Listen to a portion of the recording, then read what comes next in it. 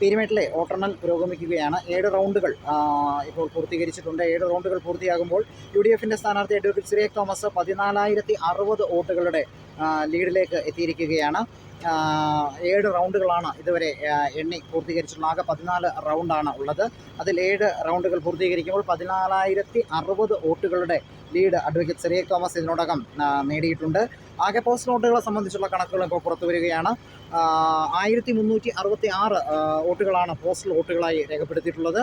അതിൽ എണ്ണിത്തീരുമ്പോൾ 300 വോട്ടുകളുടെ lead postal വോട്ടുകളിൽ advocate Cyriac തോമസിന് നേടി എന്നുള്ള വിവരവും ഇപ്പോൾ പുറത്തുവിടുകയാണ്. ഇവിടെ വോട്ട് നിലവാരം ഒന്ന് പരിശോധിക്കുമ്പോൾ 7 റൗണ്ടുകളിലായി 53,372 വോട്ടുകളാണ് ഇപ്പോൾ എണ്ണി തീർത്തിട്ടുള്ളത്.